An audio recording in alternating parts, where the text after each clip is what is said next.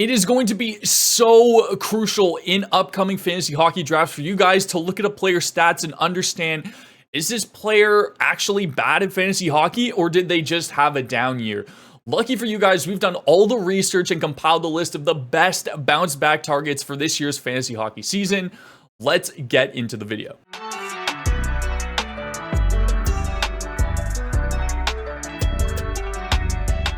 We all knew Tage was going to be on this list after an uncharacteristic drop-off where he only ended up finishing with 29 goals and 56 points in 71 games.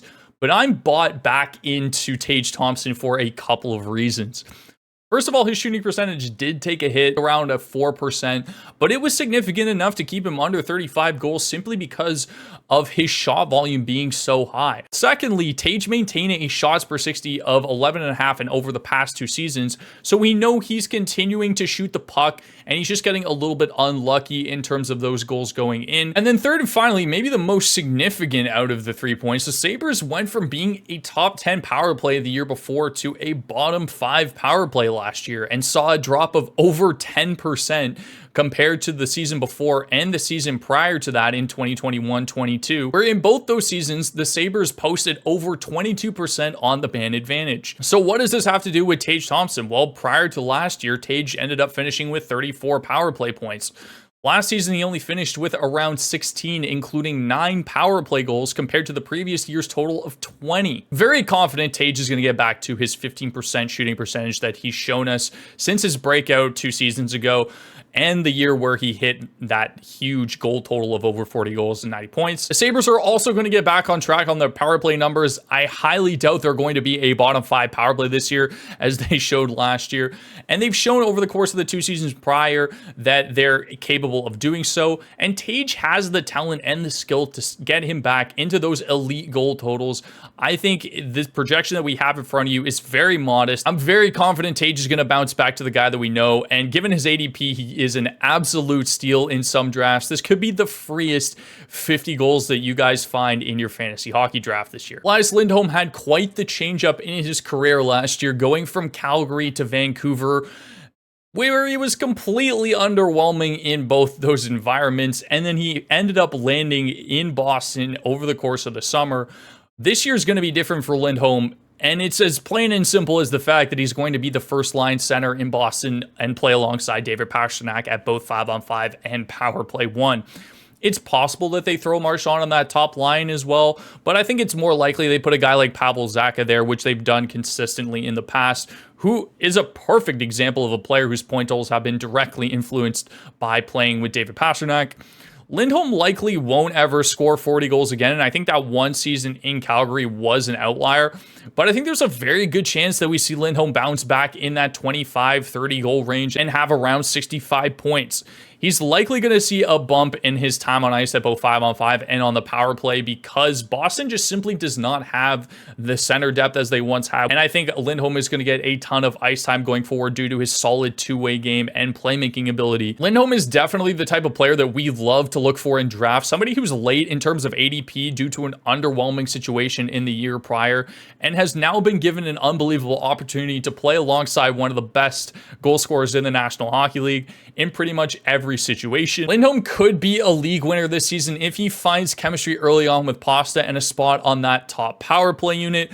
I'm very confident we will at least see 60 points out of this guy going into next season. We were super high on Mikhail Sergachev going into last season, and for a really good reason. He took over the power play 1 role from Victor Hedman on one of the league's best power plays while adding some solid peripherals, and at 25 years of age, it looks like Sergachev was ready to break through as one of the best fantasy hockey D.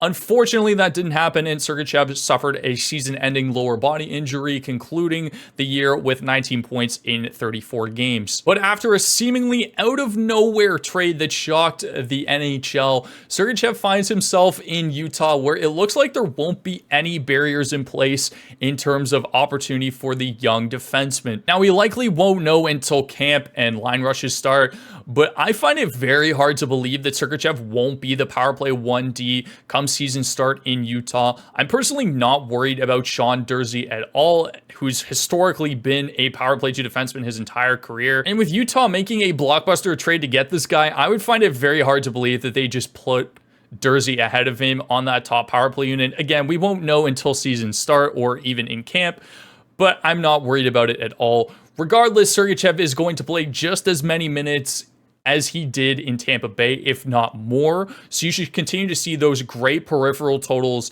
I expect Sergachev to be around that 50-point mark with a chance to jump back into that 60-point threshold that we saw the year he took over Power Play 1.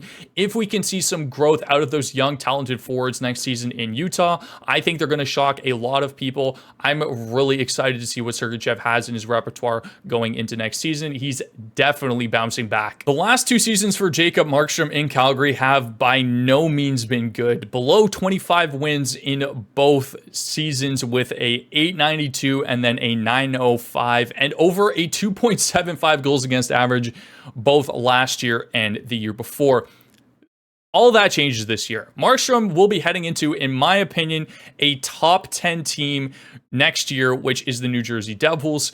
Markstrom is one of the league's few high-volume starters, ranking 4th in games played over the last 3 seasons with 170 total starts. That's insane. Markstrom was also one of the best goalies in the league last year, where he finished 7th amongst all goalies with at least 40 games played in goals saved above expected. I think Markstrom's going to be a top 10 fantasy goalie stop. That's pretty much it. I think the defensive improvements that were made in the offseason by the Devils, bringing guys like Brett Pesce, Brandon Dillon to kind of shore up that third pair, along with the continued emergence of Luke Hughes and Simon Nemec, and the return of Dougie Hamilton, the Devils look elite from top to bottom. Markstrom's going to be the beneficiary of that. He's still a good enough goaltender to put up much higher numbers that you're even seeing based on the projection in front of you right now. I think he could easily be over a 910 save percentage, have a very solid goals against average, and get you a ton of wins next year, guys. I think the Devils are going to win a lot of games now that they have a solid goaltender, now that their defense is shored up and their offense is just going to go bananas this year. You're going to want to make sure you have this guy on your draft list. Everybody knew that Timo Meier was going to end up in this video. You guys know the love I have for this guy and that I've shown in the past. And surprise, surprise, he's one of my favorite targets on this list. With a disappointing season to say the least out of Timo Meier's first full year in New Jersey, he finished with 28 goals and 52 points, 207 shots and 111 hits in 69 games. His shooting percentage was actually the best it's ever been in his career last year, which is shocking to say out loud, where he finished with 13.5%, where his career average sits at 10.9%. But this is also the first season where Meier's shots per 60 has dipped below 13 over the past 4 seasons. I don't know if this was a bit of an adjustment. I don't know if this was a coaching issue. But I do know in the last 20 games of the season, after Lindy Ruff had been fired from coaching this team, Timo Meier had 14 goals and 23 points in 20 games with 71 shots and 39 hits. Even just a slight bounce back, Meier should get back to 35 goals, 65 points, over 300 shots, and around 150 hits. But this will be the year that Timo Meier shows how effective he will be in the Devils offense.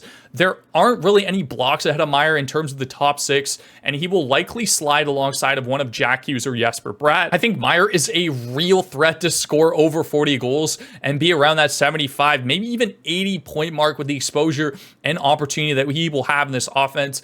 Remember, Sheldon Keefe loves to play his top dogs a ton of minutes. That should not get overlooked.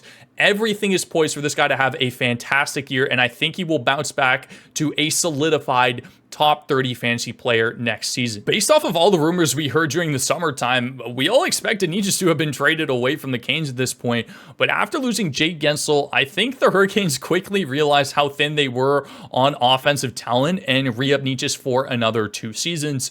With Seth Jarvis getting that big long-term deal, I can't see Necas getting thrown on that top line right away, but that doesn't mean he can't bounce back to his 70-point breakout season. In fact, I think it's actually very likely he does. Now with Jake Gensel gone, there is a glaring spot on that top power play to be filled for Necas to just kind of slot right in. If we look at the season where he broke out, Necas finished with a total of 26 power play points. Last year, he only had 13, including a massive drop-off in assists on the power play, going from 17 the year prior to only 5 last season. So hypothetically, if you add those 12 missing power play points, Necas would have finished with 65 points in 77 games.